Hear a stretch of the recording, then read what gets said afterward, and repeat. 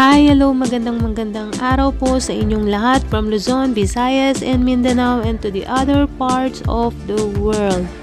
It's me again, LUTONG SARI SARI TV, and welcome to my cooking, travel, and OFW life here in Hong Kong.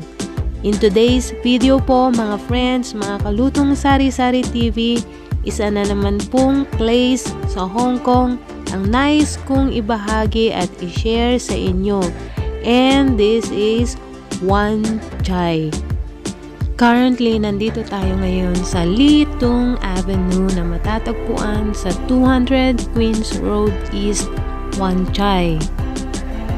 Dito sa LEE TUNG Avenue matatagpuan ang Butterflies of Hope kung tawagin.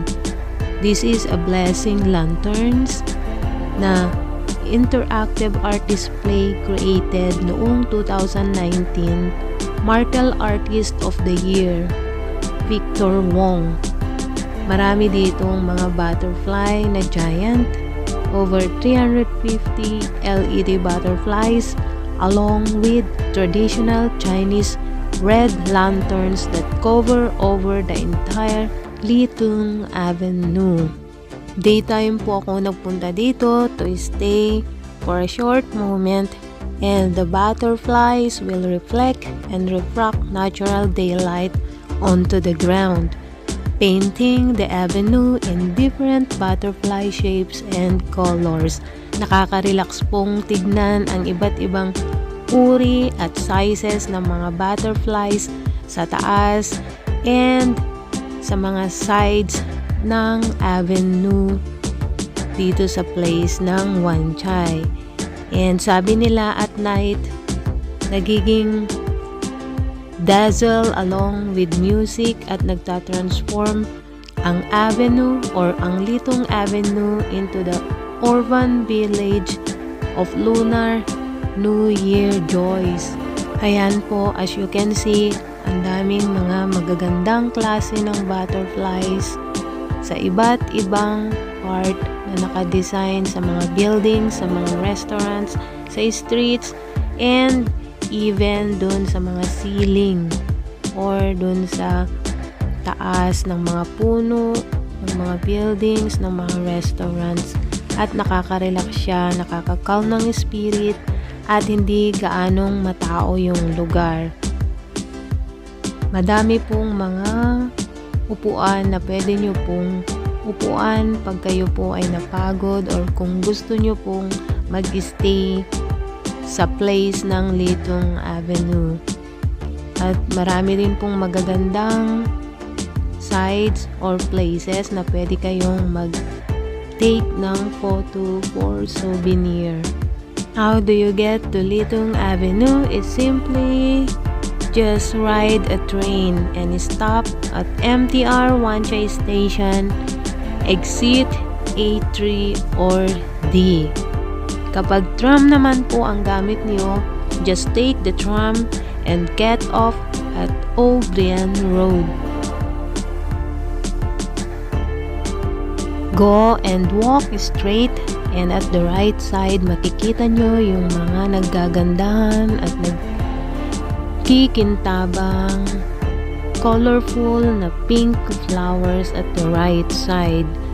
Meron pong mga chairs dyan sa tabi na pwede nyo pong upuan para makapag-stay ng longer time.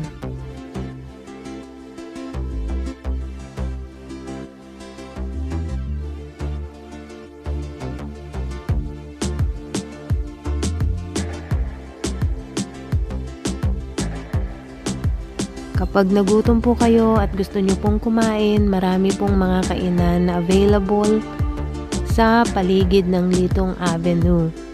Meron po doon Pizza Hut, meron din pong Yoshinoya, McDonald's at iba pa pong mga iba't ibang kainan na malapit dito. After nating mag-walking tour sa LEE TUNG Avenue, good news po is that malapit na malapit lang po dito ang Wan Chai Market. Dito rin sa part ng Wan Chai makikita ang Immigration Tower. Dito kami madalas pumunta as OFW para i-renew ang aming mga contract every 2 years. At dito rin makikita ang wet and dry market ng Wan Chai. Kaya after nating kumain, papasyal muna tayo ulit sa Wan Chai Public Market. Ano yung mga makikita natin? Ano yung mga sari-saring paninda na makikita sa fresh or wet market at lalong-lalo na sa mga dry market. Kumain ako sa Pizza Hut na malapit sa LEE TUNG AVENUE, mismong tapat ng Wan Chai Market, and napakasarap ng kanilang waffle ice cream. Hindi po libre or free ang amin pong mga pagkain during our holidays and rest days, kaya kumakain po kami sa mga affordable restaurants or kainan na kaya ng amin pong mga bulsa or budget. Tcharan! Welcome to Wan Chai Market! Ganito po ang itsura or picture ng Wan Chai Market during Sunday. Busy ang market and there's a lot of plenty items to see. May mga Philippine stores and grocery stores na available sa Wan Chai Market, and there's a lots of things na mabibili sa napakamurang halaga. Talaga namang makikrave ka sa mga makikita mong paninda, lalo na sa Philippine grocery stores. Ganito po ang settings or setup ng Wan Chai Market. Kabi-kabilaan ang mga tindahan and you can buy anything you like and anything you want. Lahat fresh and all are available in vast quantities. Napaka-colorful ng paligid ng palengke and full of people. Ang seafood sections po nila ay fresh ang mga paninda and available in vast quantities. Lahat nandito and lahat available. You can buy anything you like. You can get fresh ingredients daily and you can market or buy everywhere for everything and get out and enjoy them at affordable prices.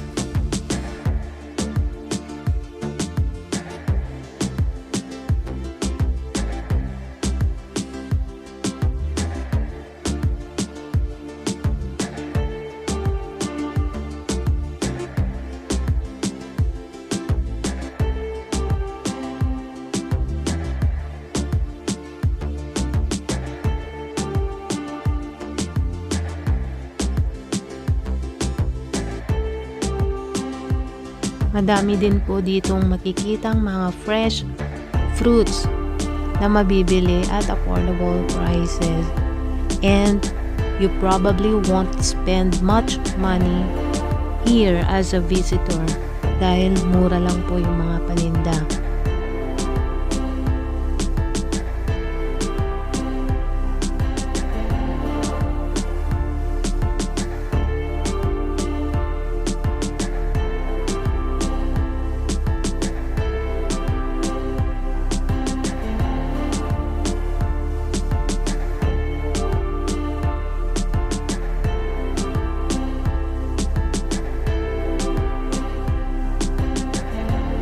Apart from the wet market and dry market, there are tons of small stalls and shops at the adjacent streets. May kanya-kanya silang mga tinda na mga damit, mga mask, sombrero, and everything that you need is here.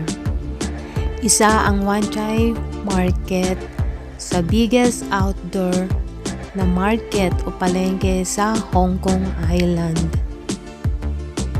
Ang Wan Chai Street Market ay nagtitinda ng mga varieties of everything from kids toys to Chinese clothes. It's essentially an outdoor department store kung tawagin. Para siyang Divisoria sa Pilipinas.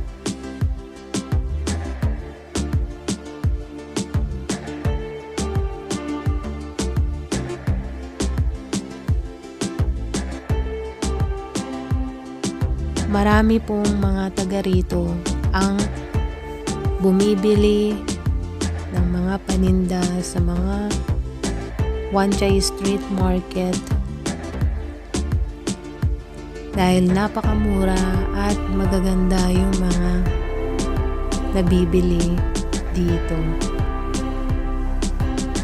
At kung ikaw ay isang OFW dito sa Hongkong, pwede ka rin bumili ng mga pasalubong or souvenirs na pwede mong ibigay sa mga friends, sa family, at sa mga loved ones mo sa Pilipinas.